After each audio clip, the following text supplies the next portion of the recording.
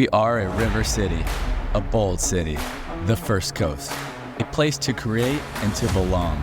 Here, the sun shines a little brighter, and so do the people. We share a love for our region, a pride for Jacks, and a passion for the beautiful game, dedicated to giving everyone a sporting chance. Together, we will elevate soccer and sport in our community by lifting every voice. We are Sporting Club Jacksonville. We are Sporting Jacks.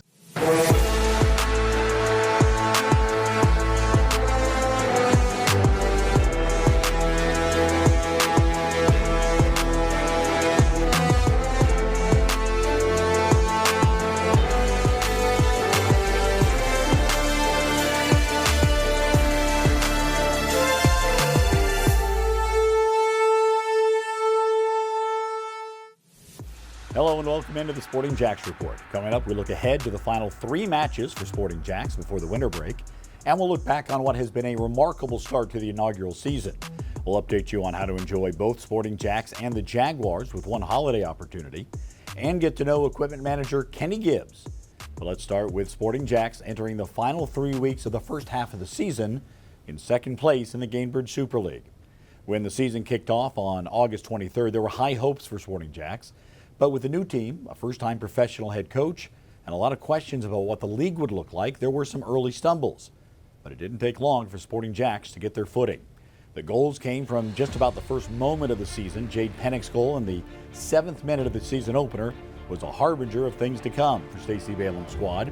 There have been so many firsts. First win and first away win came at Tampa in the second game in club history. Ashlyn Puerta scoring the first brace in club history. Then scoring the first hat trick in club history as well. And then, last time out in the first game against Florida rivals Fort Lauderdale United, Sporting Jacks gave the home fans something to cheer about. First home win in league play for the squad. Now, with 3 games remaining before the 6-week winter break, Sporting Jacks will finish with games against Tampa, Fort Lauderdale, and Tampa again before Christmas. There's a lot remaining in the season, but hopes are high that Sporting Jacks can make a statement before New Year's and ride a wave of momentum into 2026. I think we've been talking a lot about finishing it strong and how important these last few games are before the midseason break.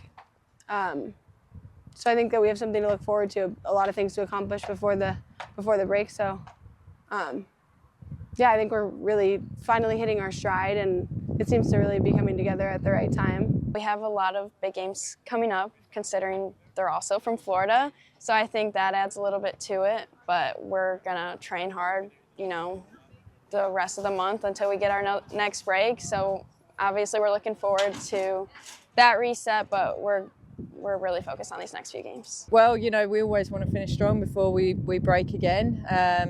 2 teams that now we're more familiar with because we've just played them. So we've got to stay on task one game at a time. So our focus is on Saturday against Tampa and what we need to do to better our performance and our score from the last game. All right, here's a look at the Gainbridge Super League standings, brought to you by Price.com, the official e-commerce savings and cashback partner of Sporting Jacks. Sporting Jacks right there in second.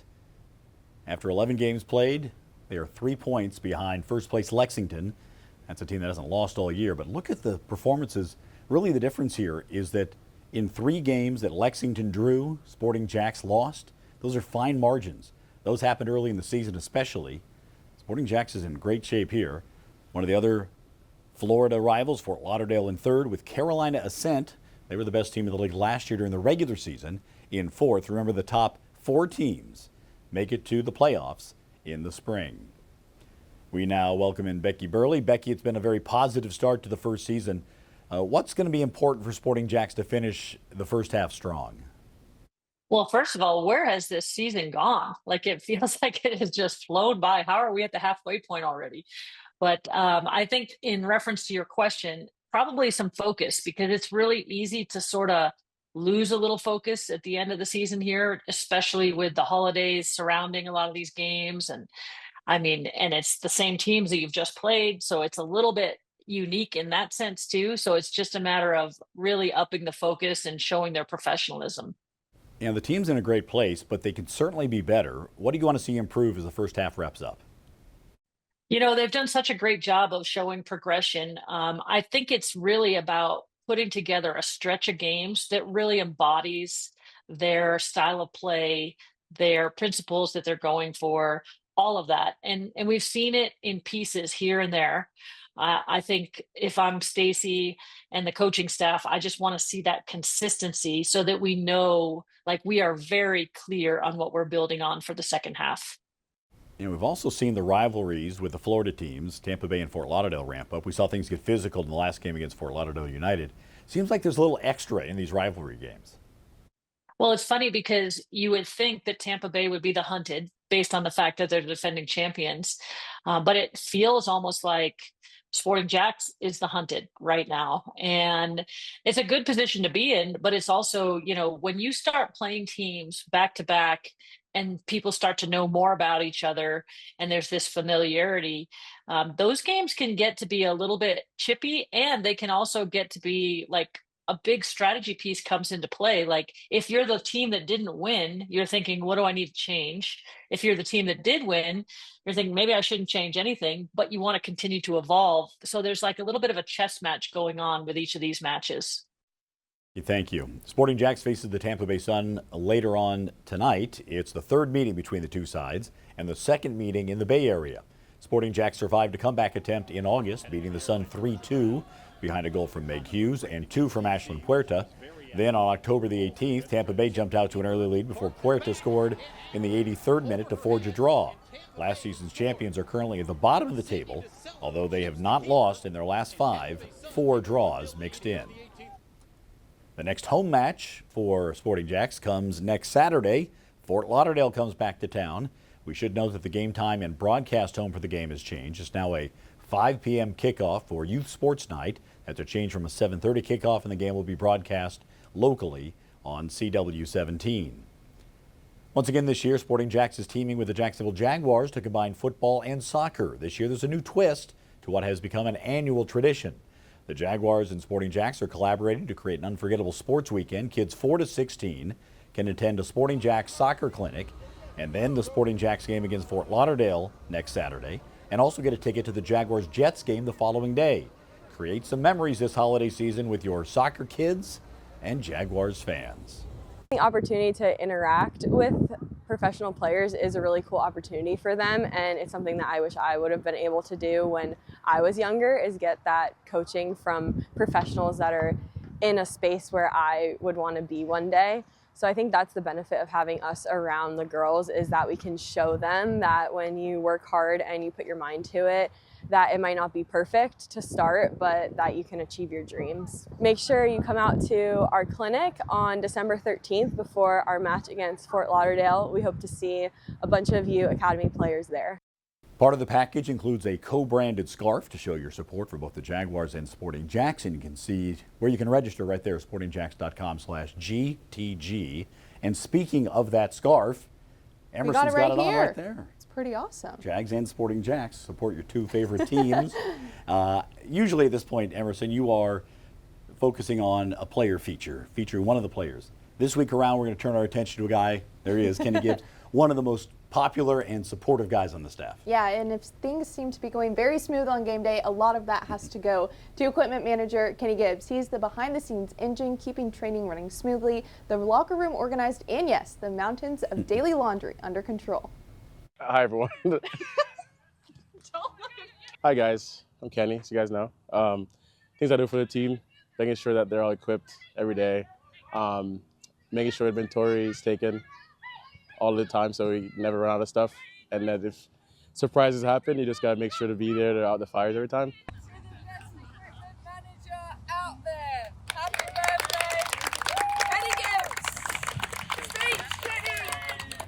My favorite thing about Kenny is the way he shows up every day with a smile.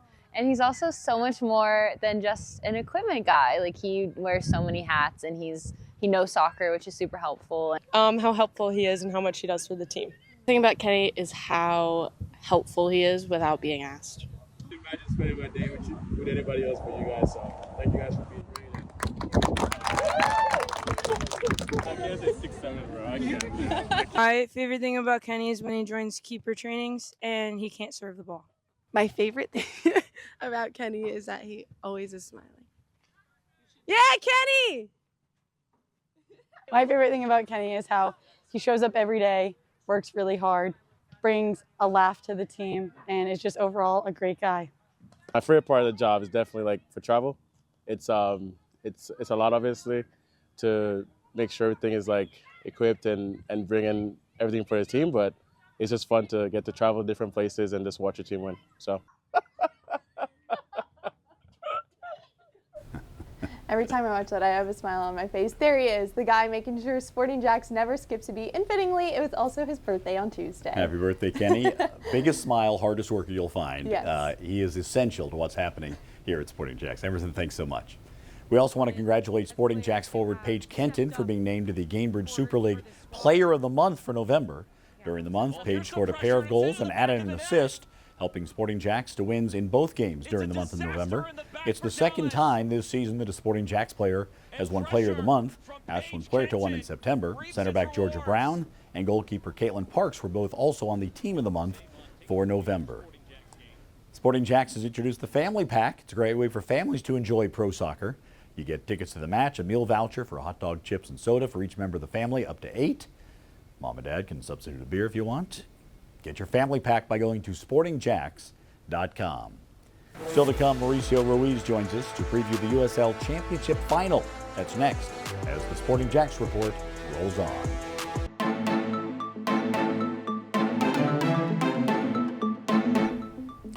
Every game of the Gainbridge Super League can be seen on Peacock.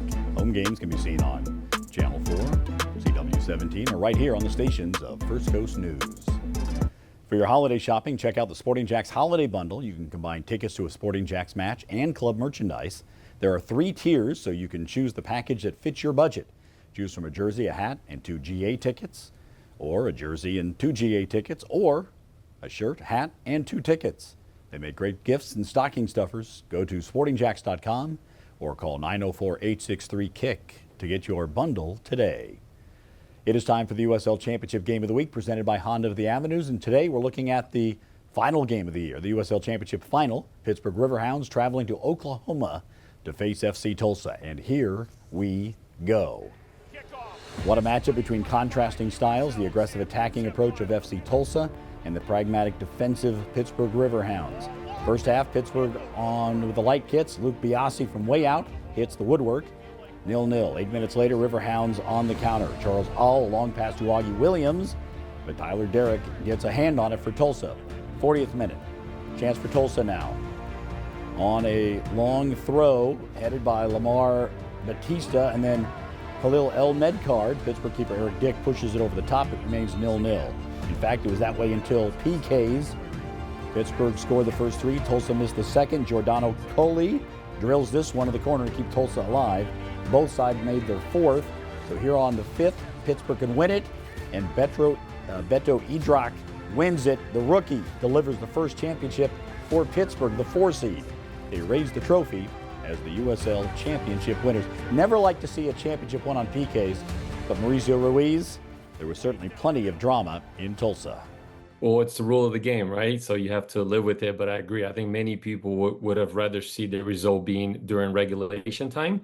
I think the interesting storyline here, Cole, is that Pittsburgh Riverhounds winning the last 5 games, they technically won all of them by 0-0 end of regulation and overtime result. And all of them went to PK. So you go back to the last game of the regular season with Phoenix Rising and then their run through the playoffs. They actually only scored 1 goal all through their 4 games in the playoffs, and that was a 1-0 win against Rhode Island in the semifinal. Every other game, that tells you a little bit about their strategy, was a 0-0 game, won eventually in PK. So Tulsa probably beating themselves up over it because they had a fantastic season, the best team overall, certainly in the West. But Pittsburgh Riverhounds, when it mattered, they made it count. Well, and you talked about knowing your identity. There's no doubt. And this is not a new thing. Pittsburgh has been playing that style of soccer for a long, long time. Right, and it's not really a model that everyone has to follow, right? And we think that what frustrates us, and the reason we love the game so much, because there are different ways to do it. and Tulsa and River House were completely polar opposites. And you saw many different teams doing the same thing. But as you mentioned, they've done it in a certain way. They've gotten too close to winning several times. They've also have a lot of down years because of the nature of the transactions that happen in the USL with the shorter term contracts of players. But they got hot at the right time, and they're not apologizing for the way they went about it, even though it's a little bit very pragmatic, slower, more defense to block, and when it matters. So if the team doesn't score against you, you have a really good chance of winning that game. All right, good stuff, Mal. You can save your spot for the USL Championship here in Jacksonville. A $25 deposit saves your seat for the return of men's pro soccer to the First Coast. Just go to sportingjacks.com or call 904-863-KICK to place your season ticket deposit today. Still to come, how an injured player is still making an impact in the soccer community. That's next as Sporting Jack's report rolls on.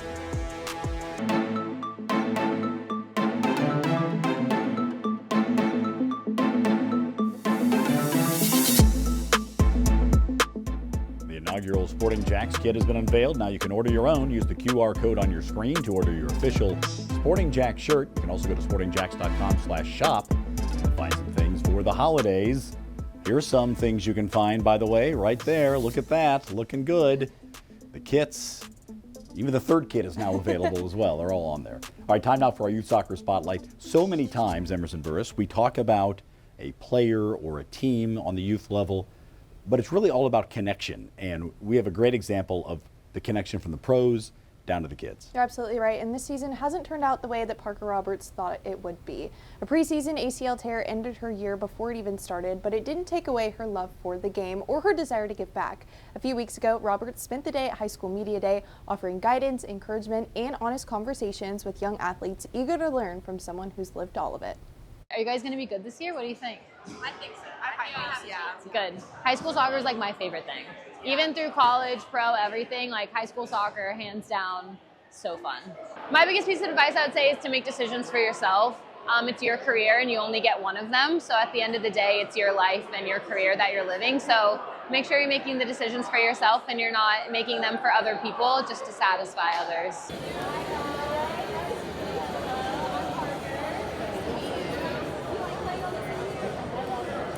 Any of you guys playing college soccer? Maybe, not yet.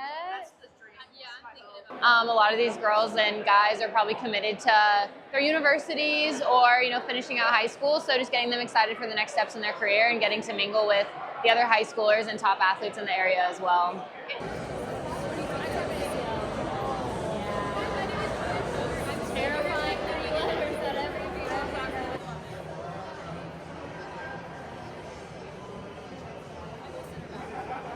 It should be fun though too. You should love your team and want to support and help build the building blocks to make it better. Hopefully that helps.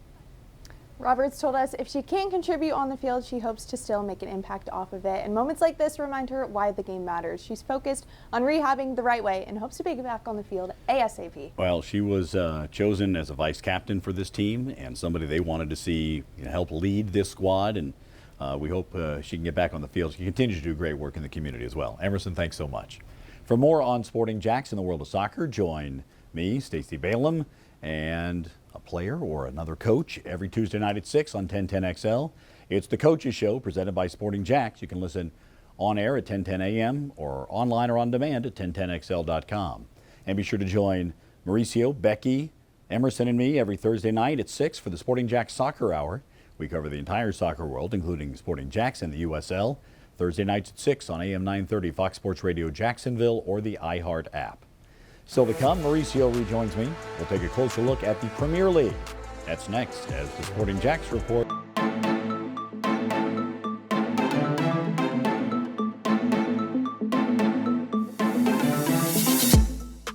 You can watch the Sporting Jacks report next Saturday at noon on NBC 12 before Premier League coverage. You can also find us on demand on First Coast News Plus and the Sporting Jacks YouTube channel. We now welcome back Mauricio Ruiz. Mal, Manchester United faces last place Wolves tomorrow. Man U entered the week in 7th in the table. So what are the chances for Man U this season?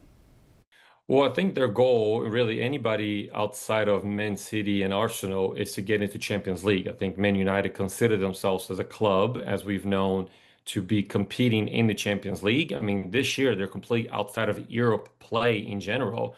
So their focus has to get back into Europe. You mentioned they're in 7th place, but everything is really congested. After 3rd place, which is Chelsea at 24 points, Man U at 21 points in 7th place. So it's really congested there. That's a really good team for them to play in Wolves, which has just gotten their first result, but they're sitting in that last place. Good result against Crystal Palace on November 30th. As we know, Crystal Palace has a bit of the tradition, a reputation of being the giant slayers. So to get a result against Crystal Palace is really positive. It's going in the right direction. So if Man U can get themselves into top 4, guaranteeing Champions League position, you will consider that an evolution from where they've been the last few years.